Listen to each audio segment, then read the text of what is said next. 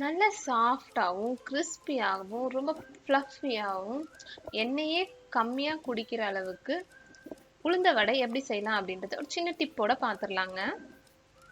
Welcome to Hema's Chettinad kitchen. உளுந்த வடைக்கு தேவையான பொருட்கள் பார்த்தீங்கன்னா, நான் உளுந்த ஒரு 1/2 hour வந்து ஐஸ் வாட்டரில் ஊற வச்சு வச்சுருக்கேங்க. மிளகு, கருவேப்பிலை, இஞ்சி, பெருங்காயம், வெங்காயம், உப்பு. நல்லா ஐஸ் வாட்டர்ல நம்ம ஊற வச்ச உளுந்த வந்து கிரைண்டர்ல ஆட்டி எடுத்துக்க போறோங்க. தண்ணி ஊத்தாம ஆட்டிக்கங்க. ஏன் அப்படின்னு பாத்தீங்கன்னா, தண்ணி நம்ம எவ்வளவு சேர்க்கிறோமோ அவ்வளவுக்கும் எண்ணெய் குடிக்கும் அப்படின்வாங்க. அதுக்காக தாங்க. உங்களுக்கு அப்படி தண்ணி ஆட்டுறதுக்கு தேவைப்பட்டாலோ ஐஸ் வாட்டரை வந்து நீங்க ஊத்திக்கலாங்க. பாருங்க, இந்த மாதிரி உளுந்த வந்து நம்ம ஆட்டி எடுத்துக்கிட்டோம். ரொம்ப தண்ணியா இல்லாம கொஞ்சம் கெட்டியா உருட்டுற பதத்துக்கு நல்லா ஃப்ளஃபியா ஆட்டி எடுத்துக்கிட்டோம். இப்போ இதுல ஒவ்வொரு இன்கிரீடியன்ட்டை ஆட் பண்ணிடுவோங்க. பச்சை மிளகா,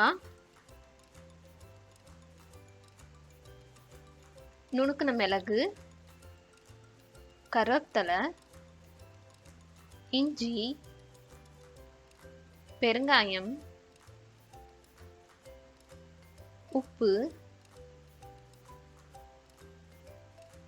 நல்லா நைஸா நறுக்கி இருக்க வெங்காயம் ஆட் பண்ணி நல்லா மிக்ஸ் பண்ணி வச்சிருங்க. நல்லா எண்ணெய் காஞ்சதுமே உளுந்த வடையில ஒரு சின்னதா ஓட்டையை விட்டு எண்ணெயில பொரிச்சுக்கலாங்க. நம்ம உளுந்த வடைக்கு குழி விழுகலை இல்லை ஓட்டை விழுகலை அப்படின்னா கொஞ்சமா தண்ணியை கையில தொட்டுக்கிட்டு நம்ம விட்டோம் அப்படின்னா